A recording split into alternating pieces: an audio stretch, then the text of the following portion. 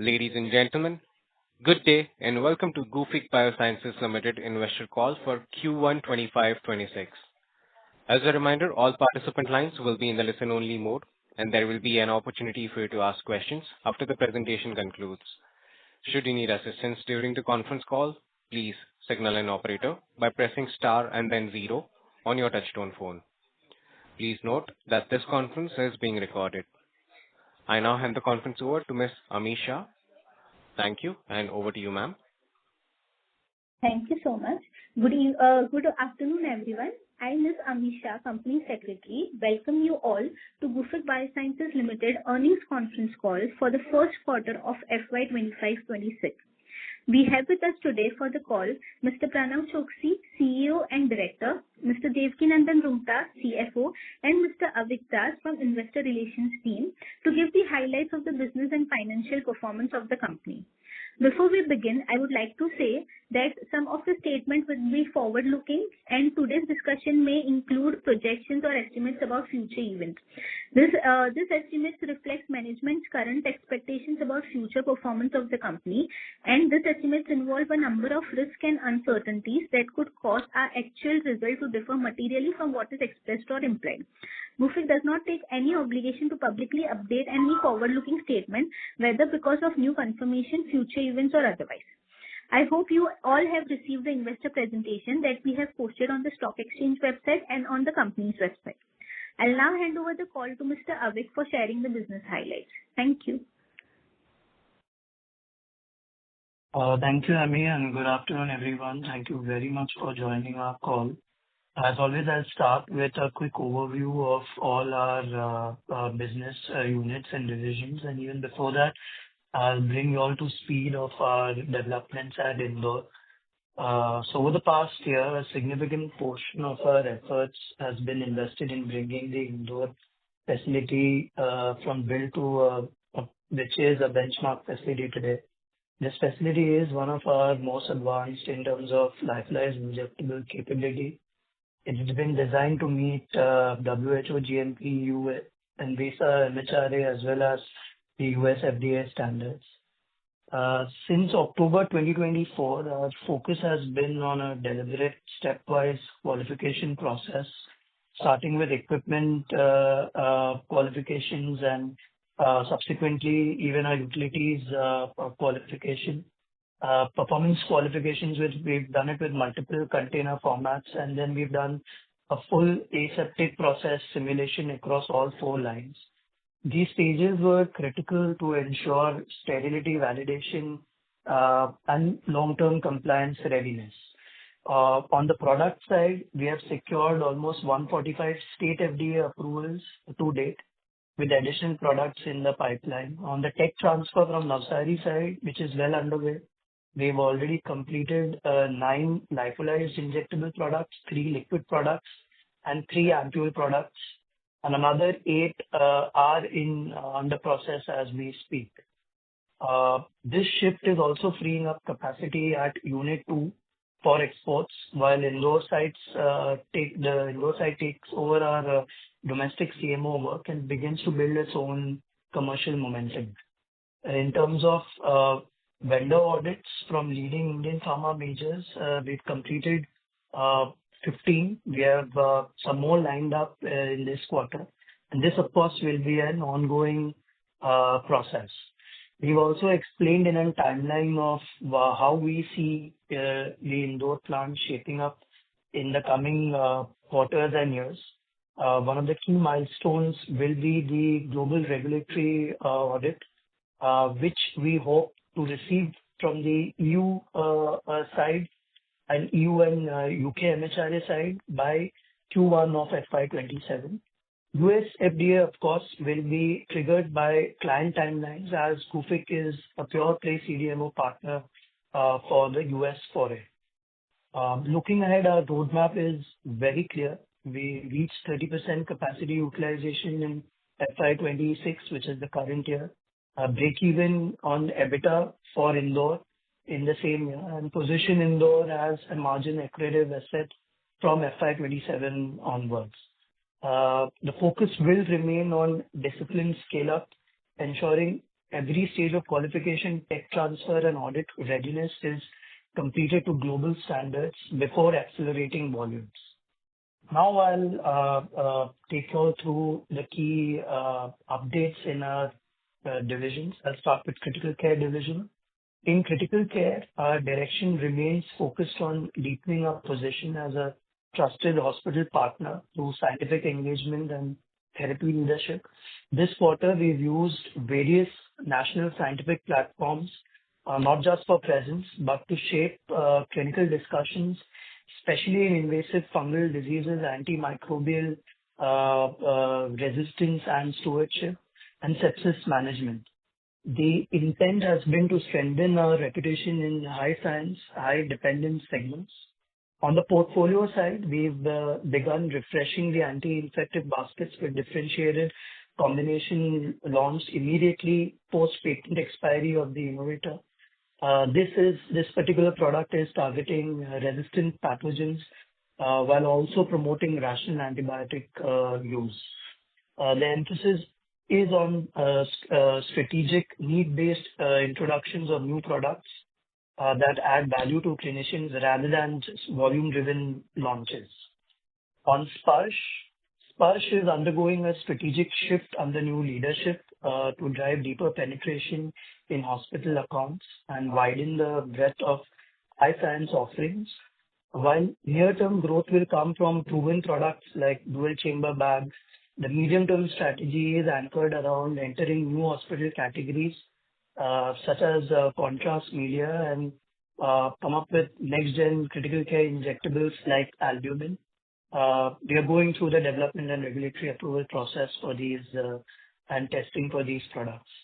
The division is also investing in building a stronger corporate positioning with larger hospital groups by bringing certain changes in our distribution methodology.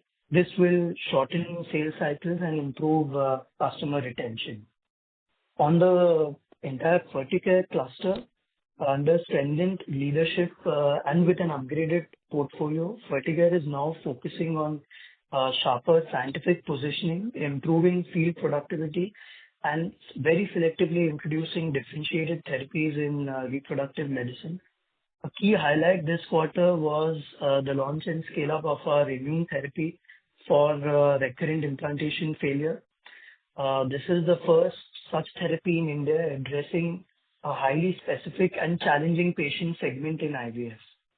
On our core brands, which are progressing well, Puregraph, which is our flagship gonadotropin offering, is on track towards 25 crore annual run rate.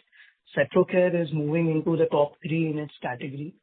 Supergraph, which is positioned directly against an innovator product, is targeting 15 crores within 2 years of its launch. Guficin Alpha is on course for 10 crore annually. And our legacy brands like Hydrofic, Lomocare continue to post steady growth. Over the coming quarters, our focus will remain on deepening our relationships with IVF specialists, scaling first to market therapy offerings, and expanding the portfolio to capture greater share of clinician spend. Now I come on our toxin segment. I'll start with Asterderm. We are building on our strong base in the therapeutic and aesthetic botulinum toxin by broadening into more complete aesthetic portfolio, including fillers, skin boosters, and biostimulators, which was a key gap in our product portfolio in that segment. This approach expands our clinician reach, engaging practitioners who may not currently use toxin and creating a progression pathway towards adoption of toxin. The result is a larger, more diverse customer base and long-term cross-category growth potential.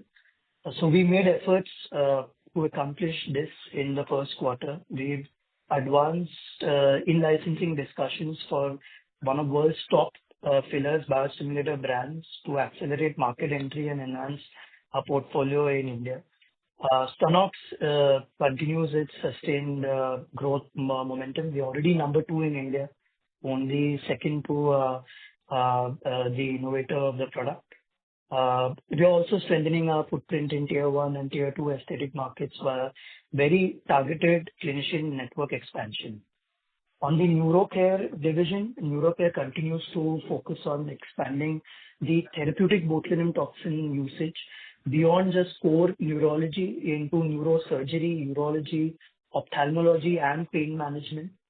The emphasis is on category building here, driving adoption through skills training, presence in various scientific initiatives, and targeted specialty outreach. The aim is to gradually increase the user base familiar with therapeutic toxin application, leading to, we hope, a very sustained prescription retention. Now, coming to our mass market specialties, I'll start with healthcare division. In healthcare, our strategy blends brand leadership in established segments with differentiated innovations. Salakia and its extensions remain the leader in joint care, positioned as a cure pathway rather than just symptomatic relief. Reroll continues to grow in the anti-diarrheal category. The Ayurveda Plus Plus approach, which is combining traditional formulations with modern evidence, underpins launches like Gufic oil, Gufic in very niche markets, and strengthens our. We also have a good wound healing product in this portfolio. Here we have added vonoprazan as well, and we are seeing good early traction with this molecule as well. And we hope with this entire portfolio, the target market is pretty big and pretty niche, and we hope to gradually make inroads into that. Coming to Zenova, Zenova's focus is on strengthening engagement at the point of care in gynecology and expanding a high science women's health portfolio. The patient support programs are also designed to build trust and preference at the prescriber-patient interface, which is the clinics, and upcoming differentiated launches in pain management and fertility-related antioxidants will broaden our relevance in reproductive health. The intent is to sustain the kind of growth that we've seen while gradually rebalancing the portfolio mix towards higher margin segments, and which is visible in the RX to injection ratio now moving favorably towards RX in this division. Lastly, I'll update on the international business. In our slides, we have presented the current market size of select molecules in which we have complete dossier readiness. These are products, of course, developed and already approved and being sold to some of these markets from Navsari Unit 2.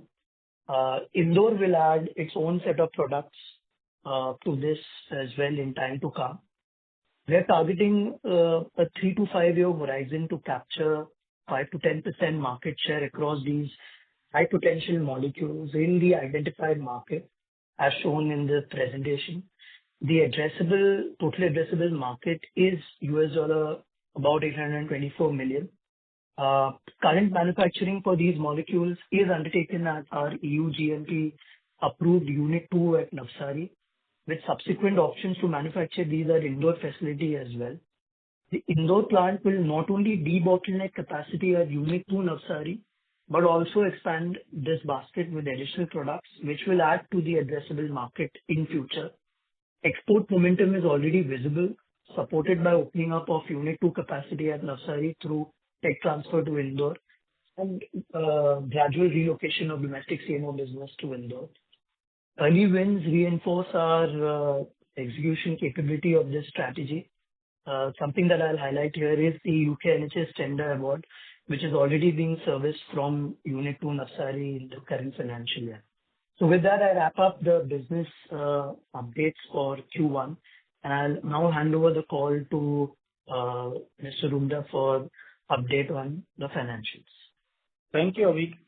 I will going to highlight the financial performance for Q1 of 25-26 versus the Q4 of 24-25. I am not able to compare the Q1 of 24-25 versus Q1 of 25-26 because of the Q4 of 24-25. So I am making a comparison of financial result of Q1 of 25-26 versus Q4 of 24-25. The total revenue from the operation from Q4 of 24-25 was 205 crores, where Q1 of 25-26 is 226.969 crores. It is basically because of the startup of the Indore facility. The EBITDA in Q4 of 24-25 was 27 crores. In Q1 of 25-26 was 33.2 crores. The EBITDA margin in Q4 of 24-25 was 13.17%. It has improved in Q1 25-26 to 14.63%. The profit before tax Q4 of 24-25 was 10.8 crores. Q1 of 25-26 was 16.3 crores. The PAT margin in Q4 24-25 was 5.27%. In Q1 for 25-26 is 7.8%. The profit before tax, the Q4 of 24-25 was 8 crores, whereas the Q1 of 25-26 was 12.1 crores. The PAT margin in Q4 of 24-25 was 3.9%, whereas Q1 25-26 is 5.33%. Thank you. Sagar, we can now begin with the Q&A session. Certainly. Thank you. We will now begin with the question and answer session. Anyone who wishes to ask a question may press star and then one on their touchtone phone. If you wish to remove yourself from the question queue, you may press star and then two. Participants are requested to use handsets while asking a question. Ladies and gentlemen, we will wait for a moment while the question queue assembles. Again, to register for a question, you may press star and then one. Our first question comes from the line of Bhavya Sonawala from Samasa Capital. Please go ahead. Yeah, hi. Thank you for the opportunity. Just a couple of questions. Is it possible to give kind of a number on what kind of revenues have come in this quarter from the Indore plant? Yeah.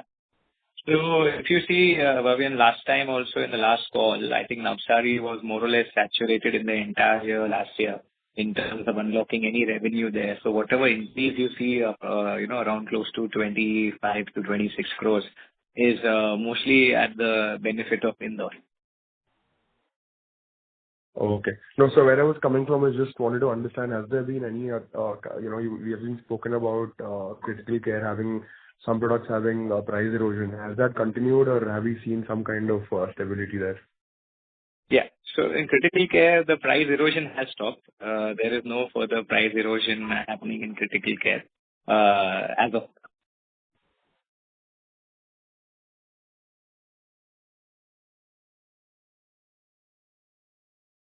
Hello, am I audible?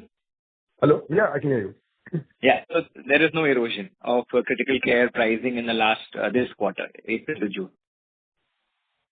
Okay, understood. And just a last question, the tech transfer that we are seeing from Navsari to Indore, what timelines are we seeing for the whole thing to be completed, and when can we see some revenue starting from those transfers? So that I think then the plan is for Navsari to start exports because we are already of existing products. So if you can just throw some light on that. Yeah. So basically, the tech transfer will be an ongoing thing. As Avik must have mentioned, there are more than 15, some of them have been completed, some are ongoing, and there will be more and more tech transfers happening of products where we know for a fact the capacity constraints are there. More importantly, the products which we are seeking for tech transfer as of now are two things. One, which we know for a fact will have a global impetus on a higher batch size. When we export abroad, there is a QP release cost. So when the batch size is around 40,000 per batch in Navsari, here in Indore, we are getting 100,000 batch size. So those are the candidates which we have taken for a tech transfer in phase 1, followed by also those products which are relevant in the domestic market in terms of CMO as well as the critical care and the infertility space. Those products are also being considered for tech transfer. Down the line, once these products are done, there are also tech transfers which will be done by our both the R&Ds of Indore and Navsari also directly to Indore because of their products like daptomycin and propofols and the depot injection. So those also will be continued. So the process of tech transfer will be ongoing, but there will be new and new molecules coming in. Answering your second question, answering your fourth question in terms of when do we unlock the exports. So we already have lined up, we already have done the application of EU GMP at two different, I would say, geographies. So we are hoping at the slot either at the end of the year or early next year. So once the EU gets approved, hopefully by Q1 27, as we have mentioned in the presentation, we'll be immediately starting the exports from that. Apart from EU, of course, other markets like, Southeast Asia or, even for that matter, Africa countries, ongoing audits are planned in the next 3 to 6 months. So those. So I'm hoping full-fledged by December or by early next year, we should see exports also being initiated from Indore. Got it. Thank you so much. That's all. Thank you. Our next question comes from the line of Kumar Saurabh from Scientific Investing. Please go ahead. Yeah, hello. Hope I'm audible. Yes, sir. Please go ahead. Am I audible? Yeah. Okay. Sir, this year, FY26, we have planned for 30% capacity utilization. So correct me, our assumption is in next 4 years, this whole plant and 800 crore of additional revenue should be possible in 4 years. That is one. And the other question is, when do you see operating leverage playing out in favor? Because right now we will have expenses at employee level, other expenses level, which is also visible in the current quarter result. So what is the capacity utilization level at which you can expect the margins to, reverse for upward journey? Yeah. So I'll comment about the capacity utilization, and then I'll request Roonghta sir to comment upon the margins. And I think he already has mentioned about it being EBITDA positive by the end of the year, but I'll ask him to elaborate on that further. In terms of capacity utilization, we already are on around 18 to 20% in Q1. So we foresee that, and I'm talking, of course, about the lyophilization capacity. Liquid and ampule, we hope that by around October or November, we should be close to 20 to 25%. But by the end of the year, or maybe by November, by the third quarter of this financial year, we should be around 30% and maybe beyond also. So that is where we foresee that the capacity consumption will happen. And based on that, we have a prediction that we should be breaking even in EBITDA this year. Roonghta sir, you want to add anything on this, sir? Yeah, I'll just add it, sir. Yeah.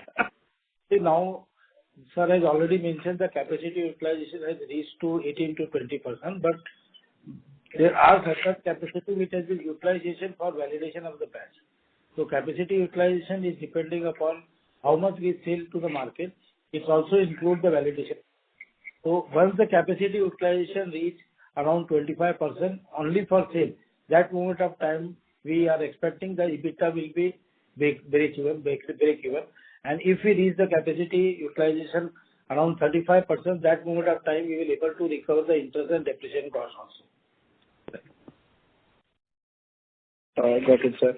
And 4 years, is it a fair estimate? I mean, given businesses are uncertain. So 4 years, is it a reasonable estimate? It's too early to comment on this because we are in the process of how much time validation batch is going to take, how much time the US FDA is going to take the permission. So it's too early to comment it. I'm not in a position to say that after 4 years we will be able to reach to 800 crores or not. Okay. And so second question is on the cash flows. Of late, the EBITDA to cash flow conversion has not been great. And I'm sorry, I'm new to the company. I'm still studying. But one of the reasons have been the Sparsh project. My understanding was because it helps us a direct connect with the hospitals, it should help us even to better the operating cash flows. So if you can explain a little bit on why EBITDA to cash flow in last 1 2 years has not been like how we used to do in history. And is Sparsh project having any impact on that? And what is the future plan on that to improve the EBITDA to cash flow conversion? Yeah. I think, Roonghta sir, I'll answer just about the Sparsh program, and then you can definitely comment on the cash flow and the EBITDA. This call will be recorded. Hello? Yeah, sorry. This call is no longer being recorded. Can I continue or is there some issue? Yeah. You are audible, sir. Yeah. Okay. So, Sparsh, I think like we clearly mentioned, was a clear-cut division launch to increase the margins which we have. So if you see overall, the margins which were there of Gufic some years ago were close to around 48 to 50%. Now, at least we have been able to increase it to around 54 to 55% year-over-year, in spite of the erosion of pricing happening. So Sparsh was done that we, of course, try to go to the... There are two purposes, not only for margin improvement, but also that we have a control of our predictive business in terms of the primary, secondary, as well as tertiary hospitals. So we know actually what is the buying patterns, what molecules work in what geography, and what hospitals are interested in what products, specifically keeping in mind that particular area and geography as well as economic background. So that is where the thing was, and we expected more of margin improvement. But always when you know that whenever we try to go for the direct approach, the hospitals in India unfortunately have a habit of paying almost after 120, 150 or sometimes even 180 days. And that is something which we were recalculating. So there might be an approach change down the line, maybe in the next 3 to 6 months, and that's why there has been leadership change also in Spurs, that even though numbers and sales were happening, the cash flow was a little bit, of course, stretched, especially keeping the debtors in mind, and also the inventories also. So we would be maybe going back in the next 3 to 6 months back to the CNF model, where we again get the the distributors in place, where at least our collection and our, I would say, outstanding, which is currently around 120 to 150 days in that division, comes back to that 45-day average.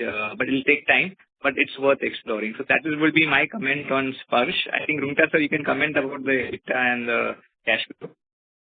Basically, if you see the cash flow has been basically our inventory are almost maintained around 215 crore.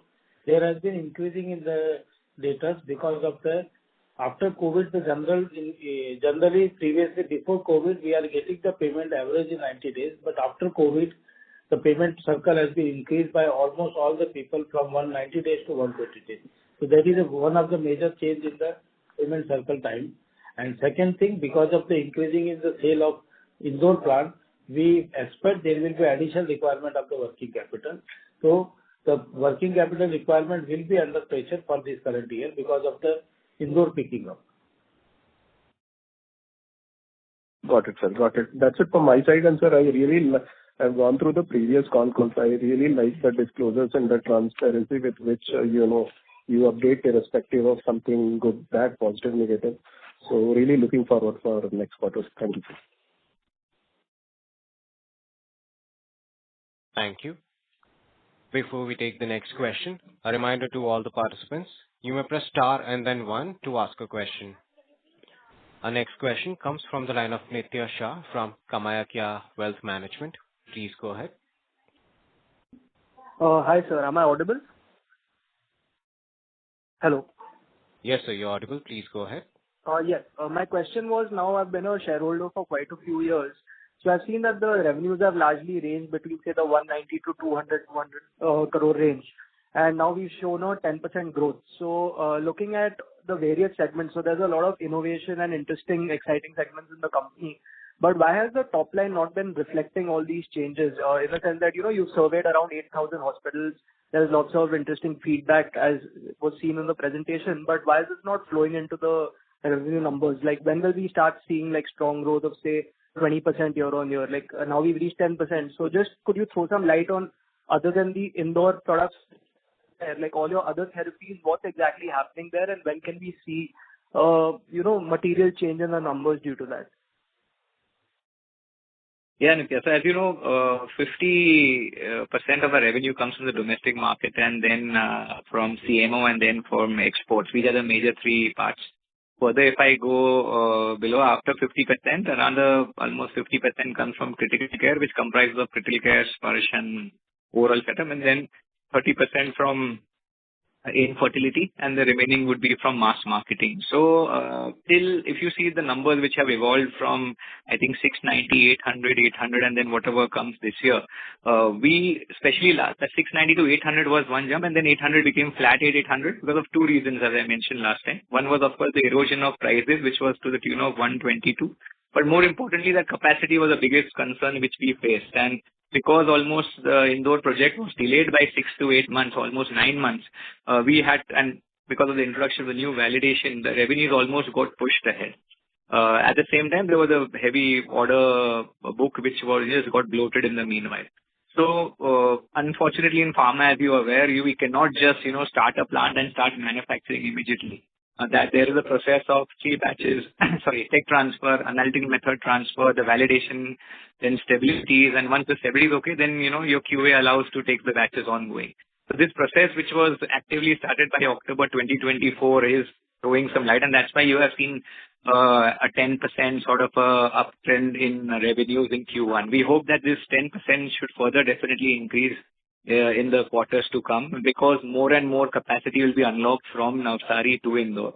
At the same time, I mentioned that there is no further erosion of prices which is happening in our major category, that is CMO as well as critical care and Sparsh. So there also we see that we have bottomed out last year in terms of price erosion.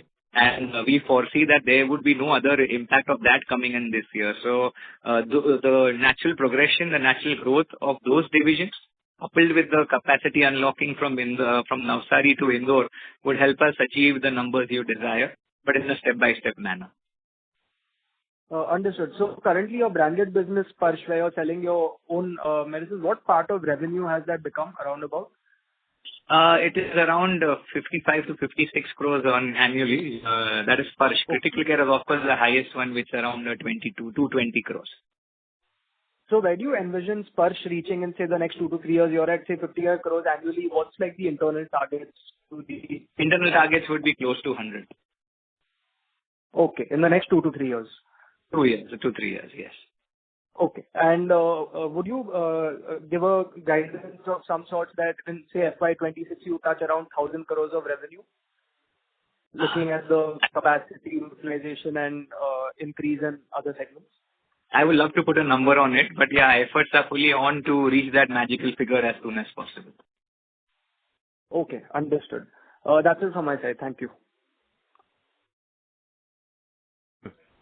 Thank you. Ladies and gentlemen, as there are no further questions from the participants, I now hand the conference over to Ms. Ami Shah for closing comments. Thank you very much for joining us Ami, today. there is one question. If you want, we can take it. There's just someone Yes. Yes, sure. We have the last minute registration coming from the line of Shubham Selvadia from Tikri Investments. Please go ahead. Congratulations, sir, on a good set of numbers. Sir, I just wanted to know the volume growth which we have earned during the quarter. If I understand your question right, volume growth would be the total number of vials and capsules and tablets? No, sir. In percentage terms, like what during quarter 4 of FY25 and quarter 1 of FY26. So, what is the volume growth? Very frankly, it will be very difficult for me to comment on that. I have not. Normally, we take it molecule by molecule, we take division by division. Overall, as a company, I will not be able to give you any molecule growth. But at least we know. I can just add that our mostly facility in Navsari was saturated. So Indore is the additional volume which we have obtained. Like I mentioned, 18%. So around, I would say 18% of 18 lakh vials, or including ampules, is the capacity which we have unlocked in the last 3 months. So that would be additional, I think, from April to June. Again, it's a good question. Sorry, I'm not able to give you the exact number. I'll get back to you. I'll take your details, and I think we'll ask Avik or Ami to get back to you with these details specifically. Oh, okay, sir. And sir, what percentage of the revenue is coming from exports? I think according to me, the export would be around 20%, 22%, of course, increasing this year. But Roonghta sir, is that the right understanding? Yeah, sir. It's out of 800 crores of sale, 160 crore was revenue from last year, 24-25. It is around 20%. In Q1 also, 53 crore out of 226 is around 18, around 20%. Yeah, all right. So I think around 20-22% is the export revenue. Yeah. Okay. And sir, what is the revenue breakdown from each division? Generally, I just mentioned that in the... Sorry, go ahead. you can see that our segment is only one segment, so we will not be legally liable to give any information in the interest of the competitive, to give us the breakup of segment-wise details of all the sectors. We just broadly said you that total our business is 50% is domestic sale, 30% is 20% is export, 20-25% is CMO sale, and remaining is API sale. But actual number we will not able to share because of the competitive risk. If you I just understand, and just in addition to what Rita sir said in the last two conversations, just I think 5 to 7 minutes ago, I have given a broad percentage of the domestic mass marketing IVF and critical care also. So I think you'll get the detail there. Yeah. Okay, sir. Okay. Thanks for your answer, sir. Thank you. Our next question comes from the line of Akshada Deo from Niveshaay. Please go ahead. Yeah. Hello, sir. So I've been following your company in progress for a while. But this quarter, we're seeing a good amount of margin stability, and margins have started to, come back to a little bit of the normalization. So can we expect that this should be maintained going forward now that the Indore plant has started to accrue revenues as well? I think actually I'm mostly talking about gross margins, right? No, I'm talking EBITDA actually. So EBITDA. Yeah. EBITDA, Roonghta sir rightly replied. I think the issue would be just encashing on the assets which we just invested. You rightly said. Once Indore, because there's no further erosion happening in pricing. So once Indore, of course, comes and takes the load, of course, of the company, we hope that these margins should improve. Yes. So then, is it right understanding now that the Navsari plant would also start to get more freed up because as the tech transfers keep on happening, more of the sales will start to happen from the Indore plant. So Navsari would also, the bottleneck that was happening in terms of validations, etc., and just to say, a lot of the sales were stopped also. So that capacity would also start to accrue to sales? Yes, absolutely. Okay. So that way, it is not just the new Indore plant, right? Then Navsari would also start contributing more because the utilization would be towards sales. Yeah, absolutely. So there would be some domestic business and CMO business moving to Indore, and that would help us to open up certain, export opportunities from Navsari, where of course the margins also would be driven. So you rightly said, it's both the factories, more importantly, contributing to our growth going forward by amortization of capacities. Yeah. So for the Navsari plant, then how much we can say as of now that's being utilized for, the tech transfer? No, I don't think the tech transfer would necessarily stop business, but, just capex side, say, from what I can understand, because I remember you were at 80-90% capacity already there, even more because validation batches were also ongoing for various products. So now what would be the free up that has happened from there? There's absolutely no free up because the more and more, like I said, the order booking, the order thing is still there. The order book is still there, bloated. So we are trying to get all those things done. So I hope we never reach to a level where we see Navsari is now 20-30% free. We hope it continues at that 80-90%, and of course Indore starts filling more with this amortization also. So that is the thoughts process going forward. Okay. Just to add to that, Akshada, 1 minute. It is not that that Navsari, the bottleneck caused underutilization of capacity.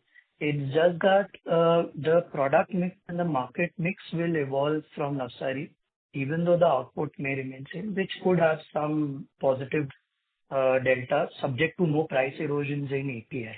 So just to clarify that understanding. Sorry for the intervention. No. Please feel free to tell me more. That would always be great. I think you mentioned Asterderm also. We've added more products. Right. The filler, boosters, and biosimulators is something that you've added along with Stanox to give like a more holistic portfolio. No. So there, can you expand more?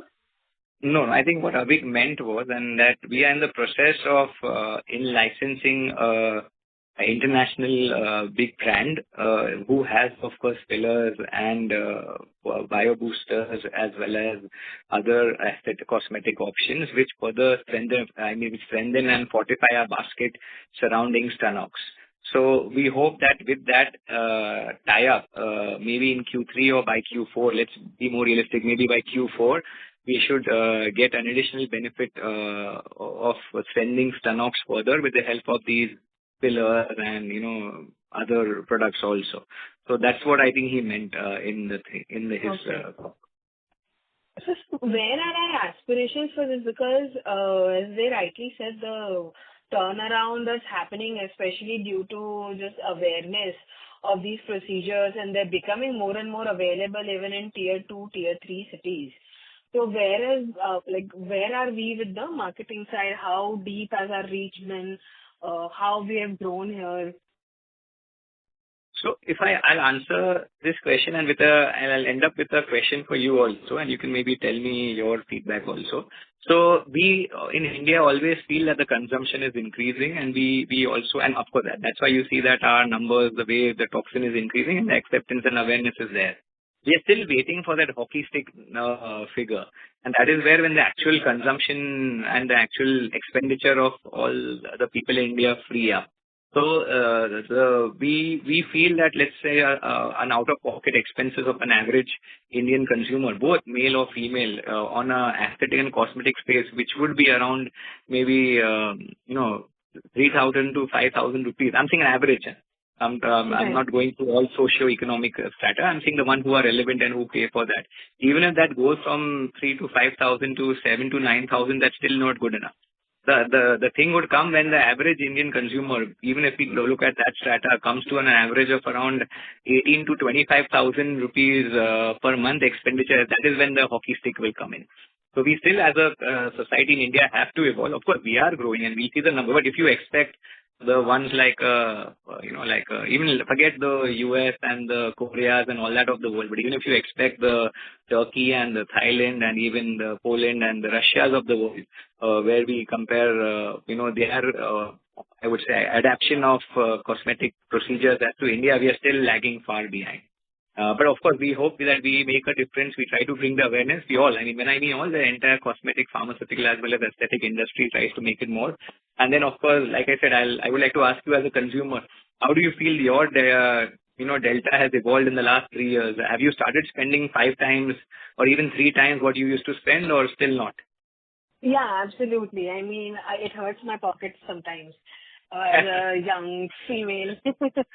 And it's not just these fillers. There are so many laser procedures as well that are now in the market gaining more and more utility. I mean, even if I see, and they're getting cost effective as well. When I compare, for example, one of the most popular, procedures that used to be there was laser hair reduction. That used to be 10,000-12,000 per session.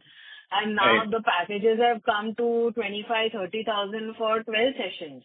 So the cost there has also reduced. But if we see the overall volume that has happened, so I'm from Surat. So even when I see in a city like Surat, the amount of uptake that's happening is absolutely crazy. And when I am talking to, I've seen clinics rapidly expand just to gain more of this market share. So fillers as well as Botox, I feel, because this was more restricted to metro cities, this has started to now come here as well, especially with the bridal side of things getting more and more popular. Absolutely. And I think as a Gufic shareholder, please start using the word Stanox now instead of Botox. That will really help us.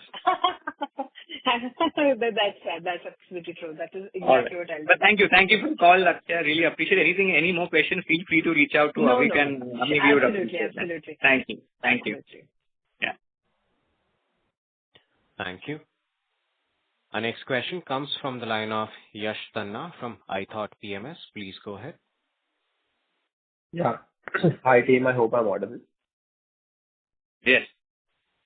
Yeah. So Pranav sir, I had a question. On the new product launches that we have had in the presentation, you have mentioned in Sparsh, even in critical care. which are the big products that we are betting on? Like we had Avibactam, for example, which I think was a fairly successful product for us. Some new products that could be similar or to the size of Avibactam, and if you can give some indication of the market size for these molecules. Yeah. So, Ceftazidime Avibactam was, of course, launched in 2022, I believe, and that has seen, 2023, and that has seen the roadmap being close to the 25 crore mark which we had. Going further in critical care, there are some combination products which are right now at DCGI like Astrion, Avibactam or others which would come in, which has that, I would say, roadmap going forward. There are 2-3 more, once a week antifungal. I think if you refer a slide 2 post Indore, there we have a pipeline mentioned. In terms of Sparsh, as a focus, we are focusing on the dual chamber bags where we have just applied to NPPA for a meropenem price increase of almost 30%, but I think we have got an intimation of it would be around 15 to 20, around 15%. So that would help us for the dual chamber bag development front in Sparsh along with Teicoplanin. And then followed by contrast media and the end of the year, hopefully by total parental nutrition. So that would be the roadmap in Sparsh. So these, anti-infectives would be mostly the critical care lineup, and here in Sparsh would be the dual chamber bags, followed by contrast media, and then the parental nutrition by the end of the year. Sure, sir. Got it. Thanks for that. And you mentioned with Indore coming in, our Navsari capacity, becomes free. You also mentioned about the UK tender that you have. But what sort of an export visibility do we have that we can cater to from the field of capacity from, Indore? By both the factories you're asking, right? Yeah. So I'm just trying to understand the visibility that we have in terms of exports. So I think Avik has made a wonderful slide. I think it's the last slide of our investor presentation about the market addressable only of 8 molecules of us. So the 8 molecules where we have already have a dossier ready and we have filed from Navsari and hopefully we are filing from Indore also. And these are common molecules which can be made on either of the sites.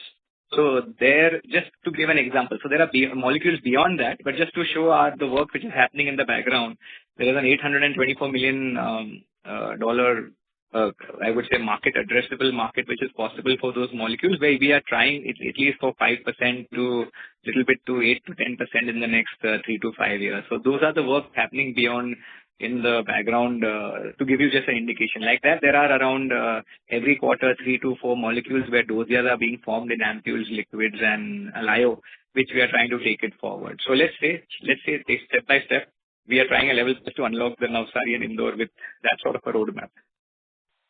Sure. So fair to assume that the scale up of this 800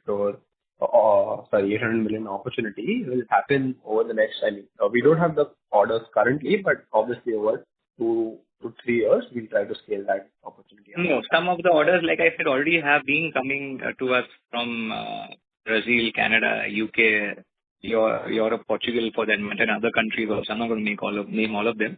And those are already have been being unlocked from Navsari. So as and more and more capacity is being shifted to Indore as a CMO as well as a domestic space, domestic owned brand, we are hoping that we can cater to that. So already the process has started in terms of numbers also. What you have seen, assuming Navsari will contribute more this year in terms of export, and hopefully from next year, both Navsari and Indore should start contributing in exports. Got it, sir. Very clear.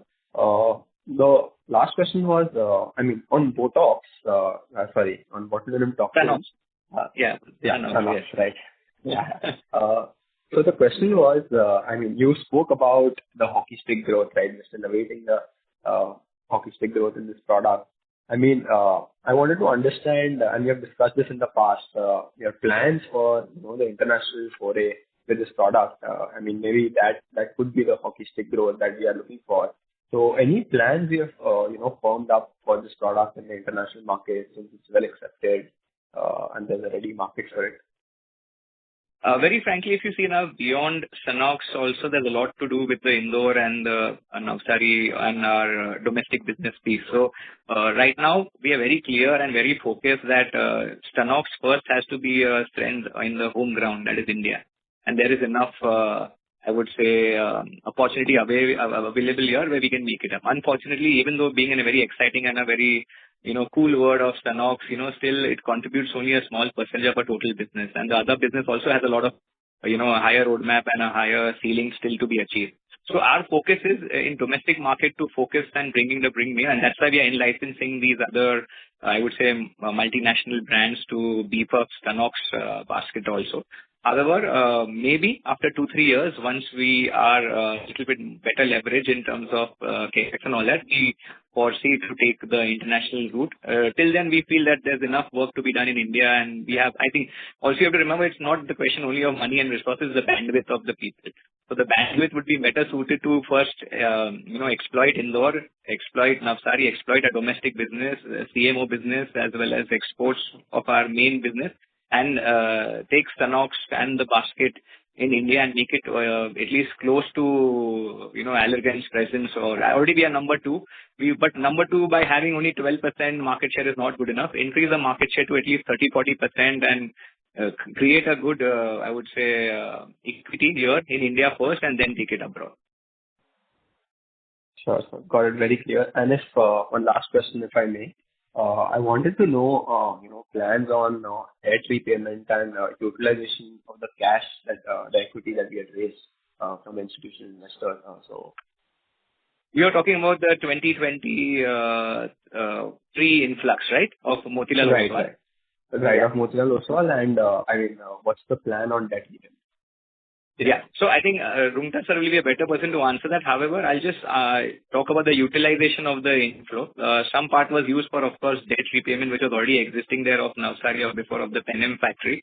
Then we used in almost 30 to 40% in our, more than actually 40 to 45% in our those years and other, I would say, finishing off. And the remaining was used, of course, as a part of our working capital to fortify Indore further.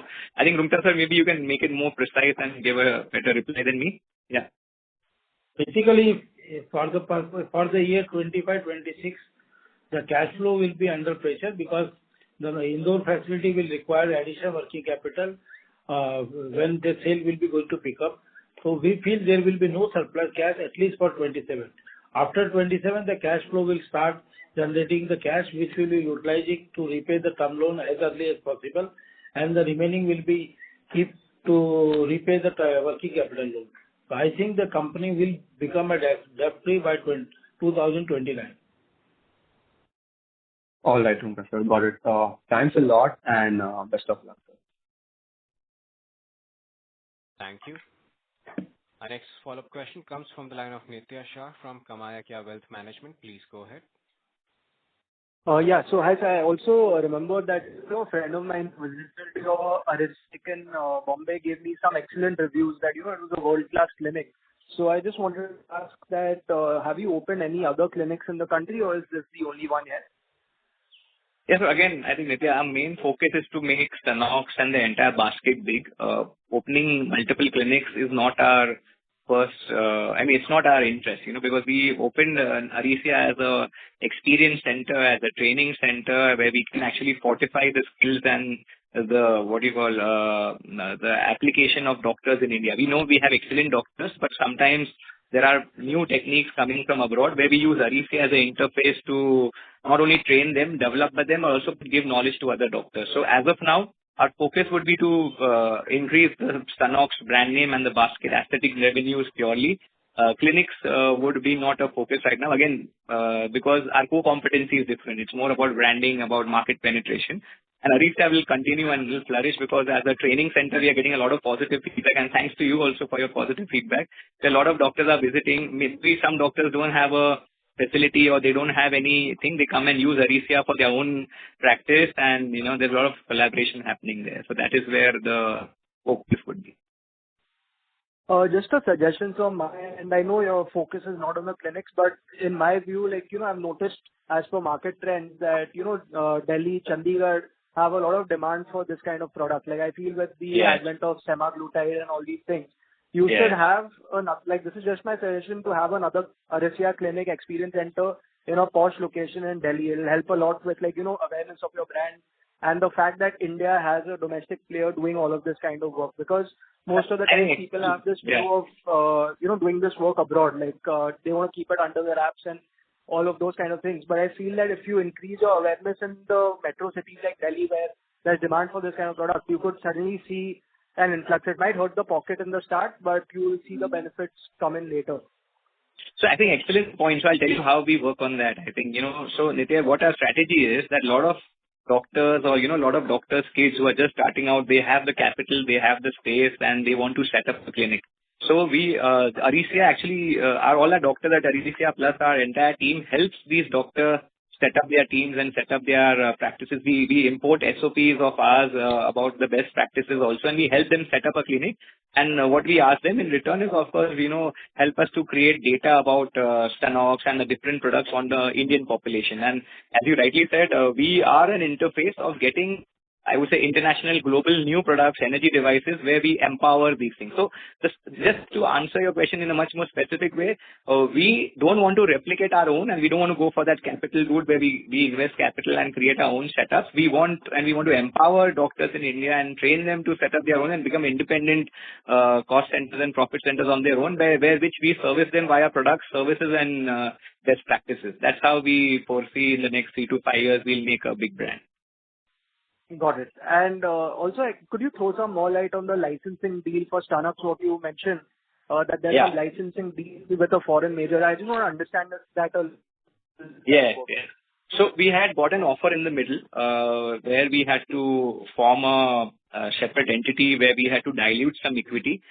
We got an offer, but then we realized, and as Rumta sir also rightly said, maybe in the next 2 years, we should have our own I would say cash flows which can fund our own independent foray rather than giving someone equity at this time in our even if it's a separate entity of Gufic, it doesn't make sense. So we got the deal, but at this time we have decided to let it go, focus on the India market, and in the next 2 to 3 years maybe foray into the international markets on our own. Without any... Sorry, the larger portfolio that we are in licensing, but I think the biostimulators and fillers. Oh, no, I thought... Oh, sorry. So I think, Avik, then you can answer that. What was mentioned in the PPT. Oh, okay, sorry. I think I mistook your question. Avik, please go ahead. Yeah. So there is as we've mentioned in our PPT, in our aesthetic space, we are only offering the toxin as of now. But we felt like the very first application done on a patient is typically not a toxin, and it's a roadmap. So you have fillers which are very widely used now. Now you have biostimulators, you have skin boosters, and all of this will just help us create a wider portfolio, and we can start engaging with clinicians for a much bigger basket of indications. We had options to either develop it on our own and being an R&D driven company, it was a very tempting thought. However, we felt like it may help Stanox if we can in-license an existing player, a well-accepted player who has done a lot of clinical studies, has a lot of clinical data to prove against the current offerings in the market. So we are in talks with, as we mentioned, one of the largest filler brands in the world. They have almost $100 million sales of fillers just in the US, and they have a lot of clinical trial data as well. We should be, closing that deal. We've had our handshake deal, but we should be closing that deal very soon on the commercials as well. And so that's largely, we could just widen our portfolio, create a larger ramp for Stanox to move doctors onto Stanox, as well as even clients and patients in future. So just for me to understand, if you could share a range of, possible revenue potential for Gufic from this licensing agreement, because I feel this could change course for the company. Getting a licensing agreement would be very good at this stage for the product. Yeah, so I think let's keep something for the coming few quarters also. That will really help us. In that meantime, let us first sign the deal, get a roadmap, get a projection, and then we'll keep something. We'll discuss that in the times to come, please. And my last question is regarding, you mentioned of commercialization of the immunology therapy. So any timeline you would like to share on that and the potential for that? No, at this moment, no. I think it's too preliminary. It's happening in the background. But once it comes to any relevant thing, we'll definitely share it with you. Sure. Thank you and wish you all the best. Thank you. Thank you. Our next question comes from the line of Bhavya Sonawala from... Good afternoon, sir. Good afternoon, everyone. Hello? Yes, Bhavya, sir. Your line is Yeah. unmuted. Please proceed with your question. Just one question. We spoke about how we might consider moving away from the direct to hospital approach. Will that affect our margins going ahead? Any thoughts on that?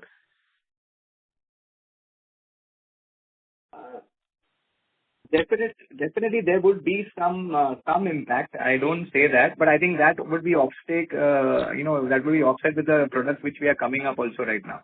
So I don't feel that there would be that much of an impact by moving them. That's where the strategy is happening. That is where Mr. Call is coming on board right now. We are working with the product mix with the help of the dual chamber bags and the contrast medias, where we offset this by using a different channel, distribution channel option against thing. There will be definitely a loss of revenue because of thing, but that will be offset overall as a sparsh when we have other products in place. Okay. Can this work in a hybrid model or that's difficult? No. It makes no sense. I mean, it's a little bit challenging because, then there will be a lot of things to, as a system and SOPs in place, it's becoming challenging if we do that. So better to have a single thing where we take care of the cash flow in a better way. Sure. Understood. Thank you so much. Yeah. Thank you. Thank you. Our next question comes from the line of Kumar Saurabh from Scientific Investing. I think I just have a hard stop at 1. So let's hope that, can we take this last question and then we can just go on to the next thing if it's open with everyone. It's okay with everyone. Yeah. Sure, sir. So, sir, a question regarding the growth and the margins.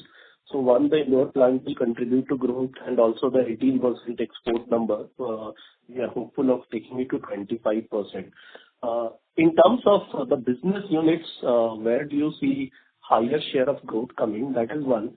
And second is because if export increases from 18 to 25, and given Indore is a new plant, technology-wise, it will be much better. Do you see better margins in export going up and Indore contributing? Yeah. So I think I have answered some part of it, but I'll request Avik to take this question. Avik, if you don't mind, then Rungta sir can take it forward.